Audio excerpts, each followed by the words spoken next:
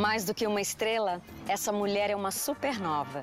Explodiu em um sucesso estrondoso e propagou seu brilho por todo o planeta, protagonizando uma história que defendia a liberdade. E é assim que ela constrói sua trajetória, livre para ser Isaura, livre para ser engraçadinha, livre para ser musa. No Elas de hoje, Lucélia Santos.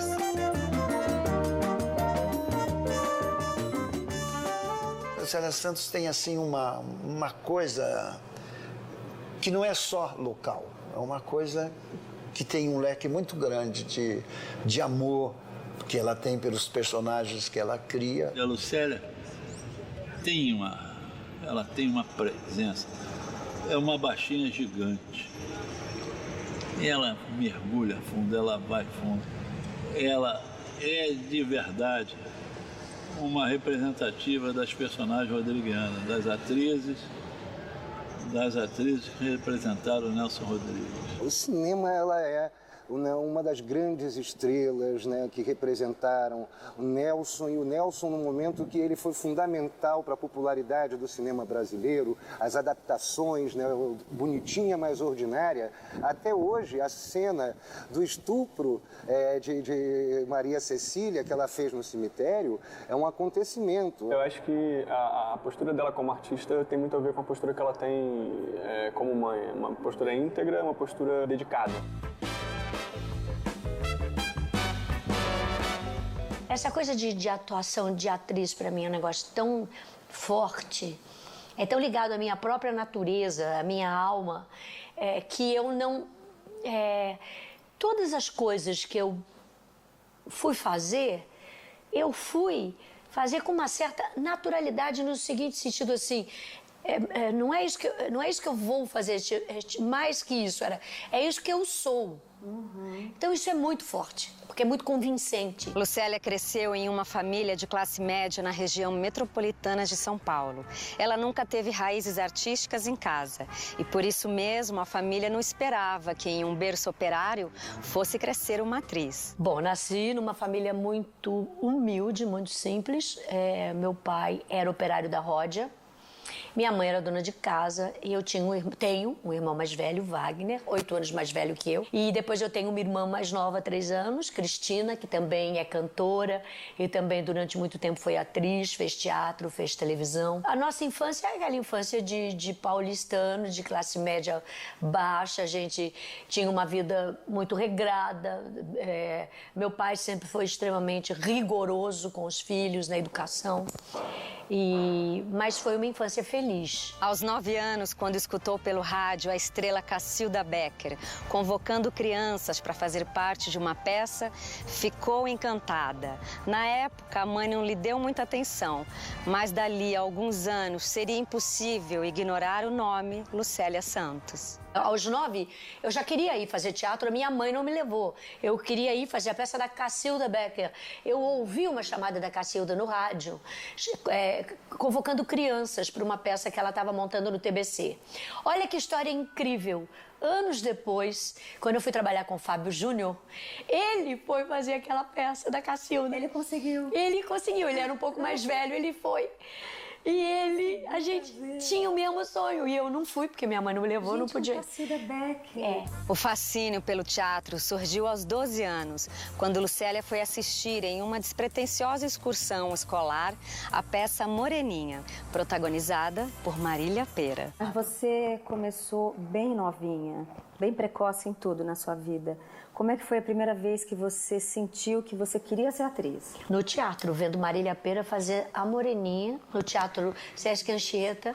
Eu vim com a excursão do colégio e numa aula de português. E aí eu vi a Moreninha e fiquei em êxtase. Eu entendi vendo aquilo que era aquilo que eu queria fazer para minha vida, para sempre. Como tudo em sua carreira, a estreia no teatro também foi meteórica.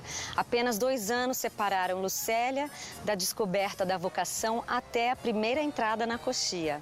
E como se o destino já mandasse um sinal, a peça acontecia no mesmo palco em que a menina assistira Marília Pêra brilhar. E aos 14 eu estreiei. Foi tão determinada, eu fui tão determinada e foi tão determinante a minha identificação que eu estreiei naquele teatro. Olha que focada. Cara, é o meu sonho estrear naquele teatro. Eu estreiei naquele teatro aos 14 anos fazendo uma peça chamada Dom Chicote Mulamanca e seu fiel companheiro Zé Chupança, com ninguém menos que o Ney Matogrosso. Guiada por um mestre, Lucélia apostou no teatro e se mudou para o Rio de Janeiro para tentar a vida como atriz.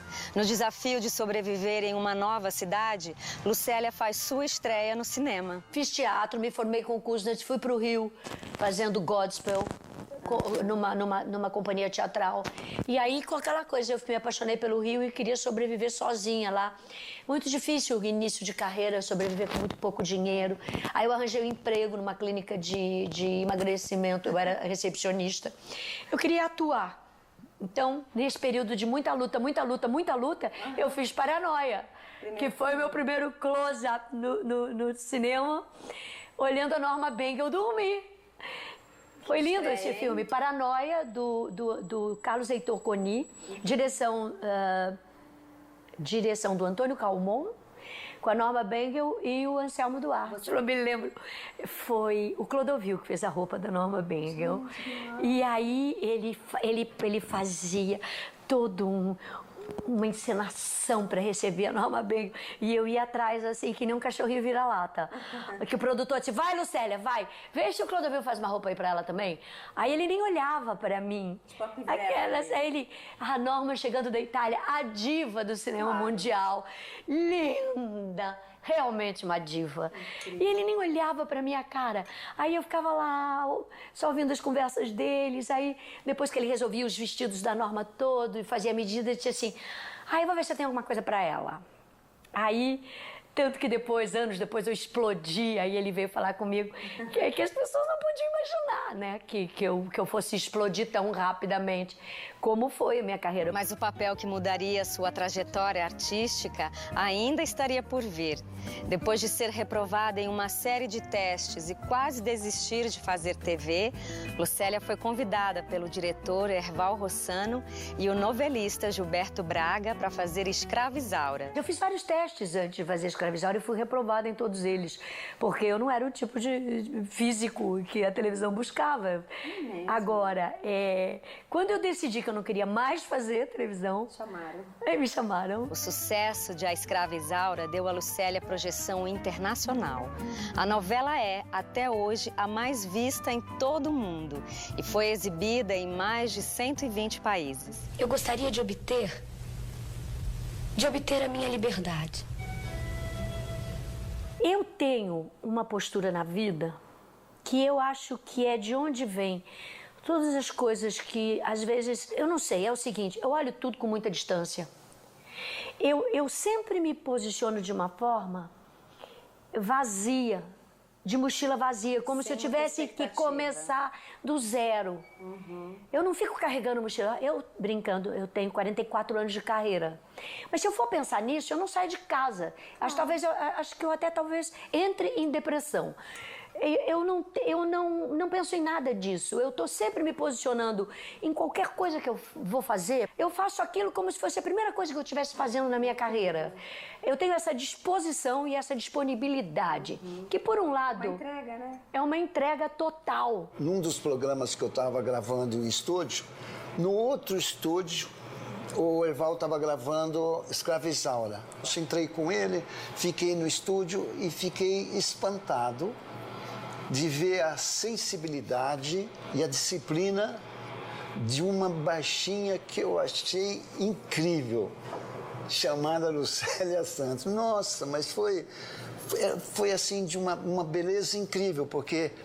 E ela saía correndo, trocava de roupa, voltava, entrava no estúdio e ela tinha um domínio do personagem e para mim aquilo foi de uma nobreza incrível. É muito gratificante para a gente que trabalha por detrás das câmeras quando você vê um ator ou uma atriz entrar no set sem script na mão, com o texto todo decorado. Eu acho que para mim minha mãe sempre foi uma estrela, não sei, porque quando eu nasci em 82 A minha mãe estava no auge da carreira dela, da popularidade dela. E então eu viajava pelo mundo inteiro, já muito pequeno, no colo. Eu ia viajando com a minha mãe pela divulgação dos trabalhos que ela fazia. Em todos os lugares que a gente chegava era sempre uma catarse. Então eu acho que eu cresci com essa coisa dela ser uma pessoa muito famosa, uma estrela muito natural. Ela estoura fazendo um trabalho como escrava Isaura, mas não tem nenhum prurido de se engajar em questões políticas ou até mesmo em aparecer em revistas como a Playboy e quebrar aquilo que seria o perfil do que seria a antiga celebridade. A mulher bonita, sensual, teria que ser naturalmente uma tola. E ela é o contrário disso, a antítese disso. E a gente vê pela carreira dela que ela sempre se engajou em questões políticas muito importantes e talvez seja por isso que as pessoas olham para ela e percebam que ela tem um estofo, além do artístico, um estofo moral, um estofo político, ético, que é muito importante. Isaura também mudou hábitos no mundo. Na Rússia, por exemplo, a palavra fazenda foi incorporada ao vocabulário. Já na China, Lucélia foi premiada em meio à Revolução Cultural com a saga sobre liberdade. Escravizaura foi uma loucura, né, Lucélia? Não adianta que o mundo parou para você. Você recebeu um prêmio muito importante, que é Águia de Ouro. Como é que é esse prêmio? Que eu li, mas eu não sei dizer. Foi dado pela população da China, foi isso? Foi. Eu fui para a China em 1985, a convite do governo chinês, depois que passou a escravizaura lá e foi vista por 1 bilhão de pessoas. Como entrou a escravizaura lá, em plena revolução cultural, é uma história hilária. Um cara da BTV, da Beijing TV, passou em Londres, no escritório do Philip Peckley, que era um amigo meu que trabalhava na Globo, um alto executivo da Globo, e que estava de férias com a família no Brasil. E ele entrou lá, só tinha uma secretária que não falava chinês, e o chinês começou a fuçar, pegou a escravizaura, pagou e levou.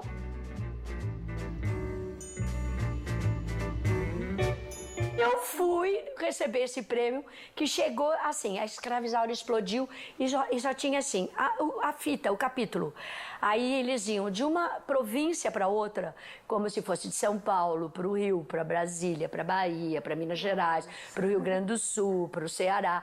Ia passando de uma província para outra, cada capítulo. Então, via em São Paulo, passa para o Rio. Então, isso demorou 1 ano. A China inteira viu em 1 ano. E eles viam um capítulo por semana. E só tinha uma televisão, era uma coisa que ninguém tinha televisão. Então, eles botavam a televisão que existia em praça pública. Um monte de todo mundo vinha, era um acontecimento cultural. E aí, quando todo mundo tinha visto, fizeram uma votação por uma revista de televisão.